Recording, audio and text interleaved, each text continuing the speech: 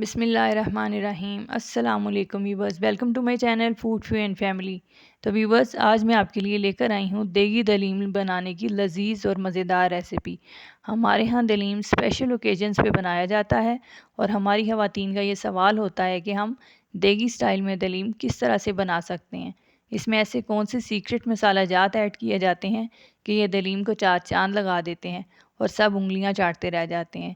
تو چلیے آج میں آپ کے ساتھ یہ تمام سیکرٹ مسالہ جات اور دیگی سٹائل میں دلیم بنانے کا طریقہ شیئر کرتی ہوں، تو ویڈیو کو اینڈ تک ضرور دیکھیے گا۔ ویڈیو اچھی لگے تو ویڈیو کو لائک کر دیجیے گا، چینل کو سبسکرائب کر دیجیے گا۔ تو چلیے اس ویڈیو کو سٹارٹ کرتے ہیں۔ تو ویورز، یہاں پر ہم لیں گے ایک باؤل اور اس میں ایڈ کریں گے 1/4 کپ چنے کی دال۔ چنے کی دال کی کوانٹٹی باقی دالوں سے تھوڑی زیادہ ہوگی۔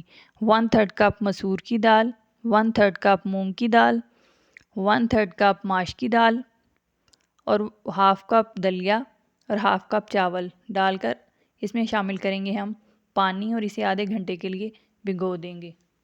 تو ویورز، دالوں کو بھیگے ہوئے آدھا گھنٹہ ہو چکا ہے۔ اب ہم اپنا نیکسٹ پروسیس سٹارٹ کریں گے۔ تو اب ہم لیں گے ایک پیارا سا پریشر کوکر اور اس میں اپنی تمام بھیگی ہوئی دالوں کو باؤل سے نکال کر پریشر میں ڈال دیں گے اچھے طریقے سے، کوئی بھی ذرا ضائع نہیں ہونے دینا ہم نے۔ اور اس میں ہم ایڈ کریں گے پانی، اور پانی کی کوانٹٹی کتنی ہونی چاہیے؟ پانی کی کوانٹٹی آپ نے اپنی دال کے اکارڈنگ ڈالنی ہے، کیونکہ آپ نے 15 منٹ پریشر کو چلانا ہے تو اس کے اکارڈنگ آپ پانی بھی شامل کریں گے۔ اور پھر آپ نے فلیم کو آن کرنے کے بعد اس میں ڈالنا ہے ایک چکن اسٹاک۔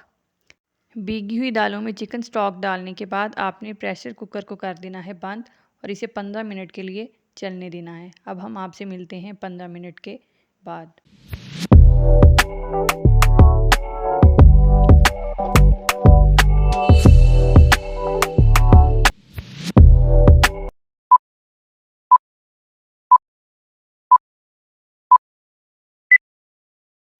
تو ویورز، پریشر کوکر کو چلتے ہوئے 15 منٹ پورے ہو چکے تھے۔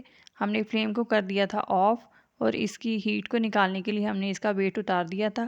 اب ہم اسے کھول کر دیکھتے ہیں کہ یہ دالیں گل چکی ہیں کہ نہیں۔ تو یہ دالیں آپ دیکھ سکتے ہیں کہ بہت اچھے طریقے سے گل چکی ہیں۔ ابھی یہ دالیں گرم ہیں، انہیں 5 سے 10 منٹ ٹھنڈا ہونے کے لیے چھوڑ دیں۔ اس کے بعد ہم انہیں شفٹ کریں گے اپنے جوسر بلینڈر میں انہیں بلینڈ کرنے کے لیے۔ تو ویورز، دالیں ہو چکی ہیں ٹھنڈی اور ہم نے آدھا حصہ دالوں کا شفٹ کر دیا تھا جوسر بلینڈر میں تاکہ یہ اچھے طریقے سے بلینڈ ہو سکے۔ تو ویورز، یہ دیکھیے، یہ کنڈیشن ہونی چاہیے آپ کی دالوں کی، تو ہی آپ کی دلیم لذیذ اور مزیدار بنے گی۔ اب آپ نے ان گرائنڈ کی ہوئی دالوں کو شفٹ کرنا ہے ایک باؤل میں اور پھر آپ اس جوسر بلینڈر میں باقی بچی ہوئی دالوں کو ایڈ کر کر گرائنڈ کریں گے۔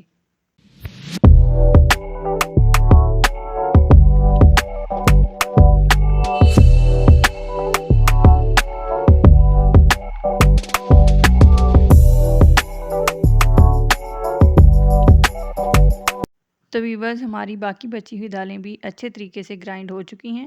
اب ہم انہیں اسی باؤل میں ایڈ کریں گے جس میں ہم نے پہلے گرائنڈ کی ہوئی دالیں ایڈ کی تھی۔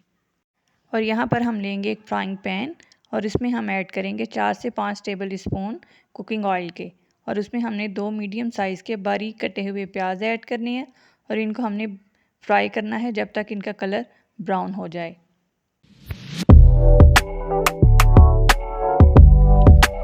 تو ویورز، یہاں پر دیکھیے ہمارے پیاز ہو چکے ہیں براؤن اور اب ہم انہیں کریں گے سائڈ پر۔ تو یہاں پر ہم نے لی ہے ایک کڑھائی اور اس میں ہم نے ایڈ کیا ہے 1/2 کپ کوکنگ آئل۔ یہ وہی آئل ہے جس میں ہم نے پیازوں کو فرائی کیا تھا، کیونکہ ہم نے کوئی چیز ضائع نہیں کرنی۔ اس میں ایڈ کریں گے ہم 2 میڈیم سائز کے چاپ کیے ہوئے پیاز۔ ان پیازوں میں میں نے 2 سبز مرچیں ڈال کر انہیں چاپ کر لیا تھا اور ان کو آپ نے پنک ہونے تک فرائی کرنا ہے۔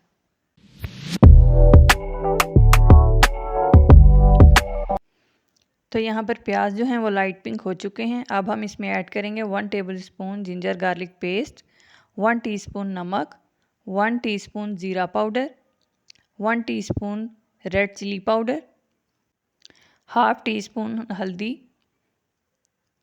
1/2 ٹی اسپون دھنیا پاؤڈر اور 1/2 ٹی اسپون گرم مسالہ۔ اور اب ان سب مسالوں کو آپ نے اچھے طریقے سے بھون لینا ہے۔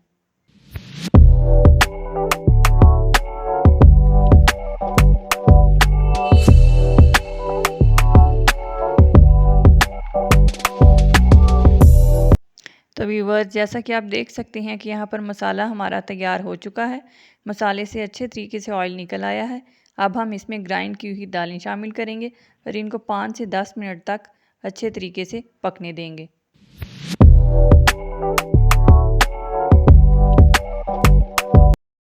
تو ویورز دالوں کو مسالے میں اچھے طریقے سے مکس کرنے کے بعد اب ہم اس میں ایڈ کریں گے ابلا ہوا چکن۔ ہم نے چکن کے 2 تھائی پیس لیے تھے، ان کو ٹائم کی بچت کے لیے ہم نے پہلے ہی ابال کر شریڈ کر لیا تھا۔ اس کو اب ہم نے 2 سے 3 منٹ اور پکانا ہے اور ہمارا مزیدار دیگی دلیم تیار ہے۔ ویڈیو اچھی لگے تو ویڈیو کو لائک اور چینل کو سبسکرائب ضرور کر دیجیے گا۔ A few moments later. تو ویورز جیسا کہ آپ دیکھ رہے ہیں کہ ہمارا دلیم تیار ہو چکا ہے اور اس میں سے آئل بھی نکل آیا ہے۔ اب ہم اس پر کریں گے گارنشنگ۔ اس پر ہم ڈالیں گے باریک کٹا ہوا دھنیا اور اس کو اچھے طریقے سے پھیلا دیں گے تاکہ اس کی خوشبو جو ہے وہ دلیم میں آ جائے۔ اور اس پر ہم ایڈ کریں گے باریک کٹی ہوئی ادرک۔ باریک ادرک کاٹ لینی ہے آپ نے تاکہ اس کا ٹیسٹ بہت ہی اچھا لگتا ہے دلیم میں۔ اور جو پیاز ہم نے براؤن کی تھی اس کو ڈال دیں گے۔ پھر ہم اس میں شامل کریں گے باریک کٹی ہوئی سبز مرچیں۔ تو یہ دیکھیے کتنا خوبصورت ہمارا دلیم جو ہے وہ تیار ہو چکا ہے۔ آپ بھی اسے ٹرائی ضرور کیجیے گا، بہت ہی لذیذ، بہت ہی مزیدار بنے گا۔ آپ نے اس ریسیپی سے دلیم کو ایک بار ضرور ٹرائی کرنا ہے اور اوپر آپ نے لیمن کو سکویز کر دینا ہے، یعنی کہ لیموں نچوڑ لینا ہے آپ نے، بہت ہی ٹیسٹی بنے گا۔ اور لاسٹ پہ جو سیکرٹ مسالہ ہے اس کو مزیدار بنانے کے لیے وہ ہے چاٹ مسالہ۔ آپ نے ½ ٹی اسپون چاٹ مسالہ ایڈ کرنا ہے، بہت ہی مزیدار اس کا ٹیسٹ آتا ہے۔ تو ویورز یہ تھی ہماری دیگی دلیم کی سیکرٹ مسالوں والی ریسیپی، آپ بھی اسے ایک بار ضرور ٹرائی کیجیے گا۔